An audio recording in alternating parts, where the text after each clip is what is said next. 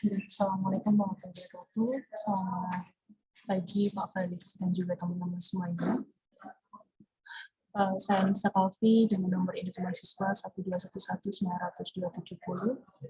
Di sini saya akan mempresentasikan mengenai kelas sosial dalam perilaku konsumen. Baik, latar belakang mengapa sih kita ini perlu memahami mengenai kelas sosial dalam belajar perilaku konsumen ini. Jadi dalam upaya untuk lebih memahami konsumen dan juga memenuhi kebutuhan dan keinginan konsumen, maka perusahaan harus memahami perilaku konsumen dengan menggolongkan konsumennya ke dalam beberapa kelompok yang memiliki kemiripan tertentu, yaitu seperti menurut secara geografi, demografi, psikografi, dan perilaku. Dalam konsumen juga dapat dipengaruhi oleh salah satunya adalah kelas dan status sosial. Sehingga pengertian mengenai kelas sosial ini penting untuk dipahami, karena hal tersebut memiliki pengaruh konsumsi dan juga beberapa alasan lain, seperti rasa hormat, atau pemberian kehormatan sosial yang diberikan oleh masyarakat, penentuan peluang hidup, dan juga gaya hidup yang diisyaratkan di dalam masyarakat. Selanjutnya adalah definisi kelas sosial. Di sini saya mengambil dari beberapa ahli. Menurut beberapa ahli, yang pertama adalah menurut Patrim. Patrim merupakan bahwasanya kelas sosial adalah suatu pembedaan penduduk atau masyarakat ke dalam kelas-kelas secara bertingkat atau hierarki, di mana perwujudannya adalah lapisan-lapisan atau kelas-kelas tinggi, sedang, ataupun kelas-kelas yang rendah. Sedangkan menurut Bloom, ia mendefinisikan pengertian kelas sosial ini mirip dengan kasta, hanya saja ditentukan berdasarkan kriteria ekonomi seperti penghasilan, pekerjaan, dan kemakmuran. Dan biasanya kelas sosial ini bersifat terbuka dan tidak homogeni, yang maksudnya adalah memiliki mobilitas baik ke atas maupun ke bawah. Selanjutnya adalah kategori kelas sosial. Di sini saya juga mengambil dari menurut beberapa ahli. Yang pertama menurut Marx. Ia mengemukakan bahwasanya lapisan kelas sosial itu ada dua. Yang pertama adalah kelas berjulis, dan kedua adalah kelas proletar. Mungkin di era modern saat ini yang dimaksud oleh kaum berjulis adalah kaum yang memiliki pabrik atau seorang yang memiliki tempat pekerjaan, atau bisa disebut dengan seorang bos. Sedangkan kalau kelas proletar adalah orang yang mempergantungkan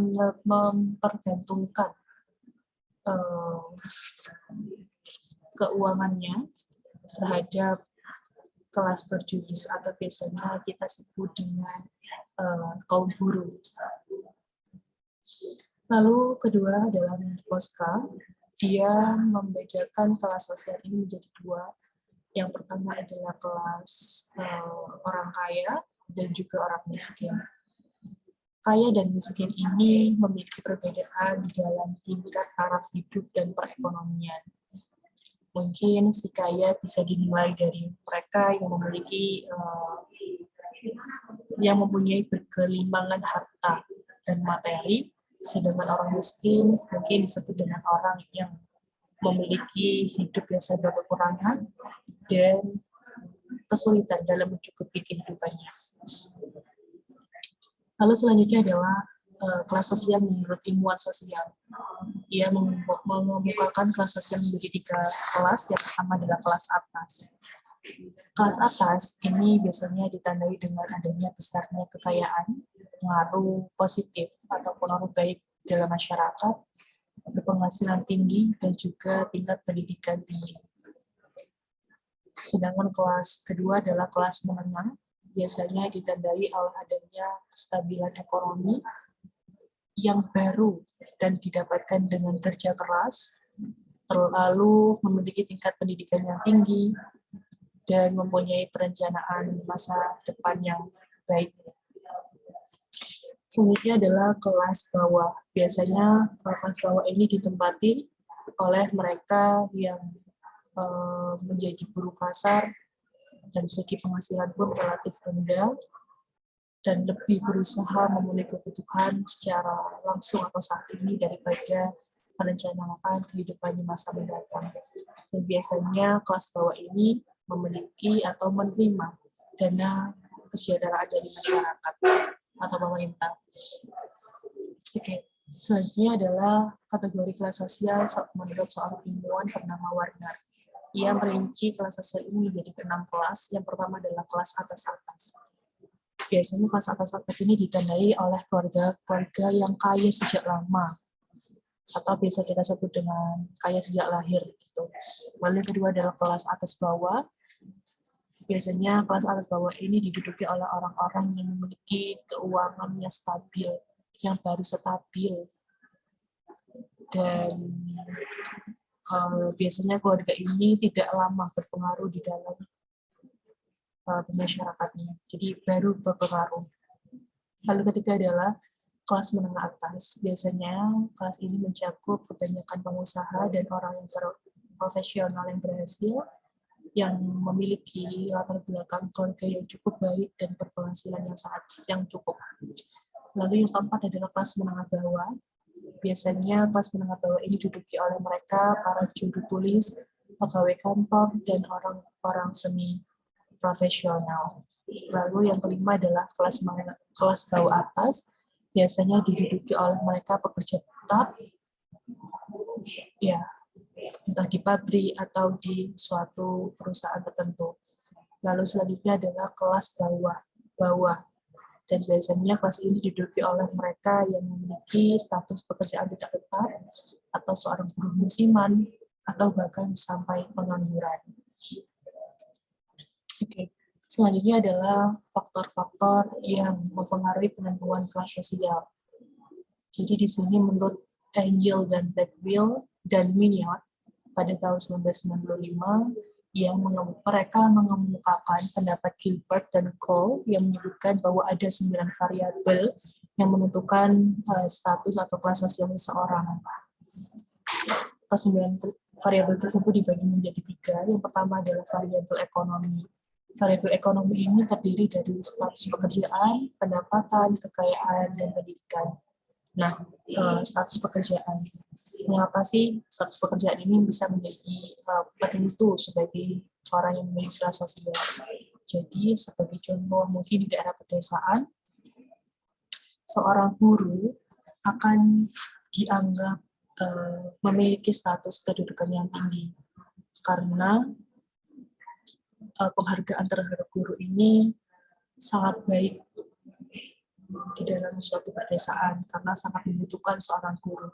Lalu berbeda lagi ketika di perkotaan, mungkin seorang pengusaha yang kaya atau seorang eksekutif perusahaan besar mungkin dianggap sebagai seorang yang memiliki kelas sosial yang tinggi. Sehingga dengan demikian semakin berkembangnya pekerjaan itu yang terspesialisasi ke dalam jenis-jenis pekerjaan tertentu secara tidak sadar membuat kita memahami beberapa jenis pekerjaan tertentu lebih terhormat daripada jenis pekerjaan lainnya. Lalu yang kedua adalah pendapatan. Jadi pendapatan ini adalah penentu daya beli seseorang. Yang selanjutnya akan mempengaruhi pola konsumsinya. Sehingga semakin tinggi pendapatan seseorang, maka semakin besar pula keinginan atau peluang dia masuk ke dalam kategori kelas sosial atas. Lalu yang ketiga adalah kekayaan. Kekayaan yang dimaksud dari kekayaan adalah sumber pendapatan masa datang yang memungkinkan keluarga dapat mempertahankan dari generasi ke generasi. Maka secara tidak sadar bahwasannya kelas sosial merupakan suatu cara hidup. Artinya bahwa pada kelas sosial tertentu memiliki cara hidup atau pola hidup tertentu, itu diperlukan biaya. Dalam hal ini uang berperan untuk menopang cara hidup kelas sosial tertentu. Lalu yang terakhir dari variabel ekonomi adalah pendidikan. Jadi memang mengapa pendidikan menjadi pengaruh atau penentu kelas sosial? Karena pendidikan ini tidak hanya sekedar memberikan keterampilan kerja, tapi juga melahirkan perubahan mental, selera, minat, tujuan, etika, dan bahkan cara berbicara dan juga cara memandang suatu keseluruhan hidup seseorang. Lalu yang kedua adalah variabel interaksi yang terdiri dari pertis individu, asosiasi, dan sosialisasi. Jadi yang pertama prestis individu. Prestis individu di sini memiliki maksud bahwasanya seseorang itu dikatakan memiliki prestis pribadi jika ia dihormati oleh orang lain dan orang-orang di sekelilingnya. Yang mana orang lain mempunyai prestis, orang yang mempunyai prestis tinggi itu akan membuat orang lain mempunyai respect atau menghormati mereka. Yang mana proses ini juga tidak didasarkan pada peniruan atau bagaimana, tapi sebuah pengeklaiman orang lain terhadap individu itu sendiri. Lalu kedua adalah asosiasi. Jadi asosiasi ini berkenaan dengan kehidupan sehari-hari. Jadi orang yang memiliki hubungan sosial yang erat dengan orang yang suka mengajarkan hal-hal yang disukai, atau yang sama-sama memiliki hobi yang sama, mengajarkan sesuatu dan menimbulkan suatu hal yang positif, di sini juga bisa dianggap sebagai kelas sosial tinggi. Lalu yang terakhir dari variabel interaksi adalah sosialisasi. Sosialisasi ini adalah suatu proses di mana individu belajar keterampilan, sikap, dan kebiasaan untuk berpartisipasi di dalam kehidupan komunitas yang bersangkutan. Lalu variabel terakhir adalah variabel politik. Ya, ini terdiri dari kekuasaan dan mobilitas. Kekuasaan di sini memiliki maksud bahwasanya potensi individu atau kelompok untuk menjalankan kehendak mereka atas orang lain. Sedangkan mobilitas di sini memiliki maksud bahwasanya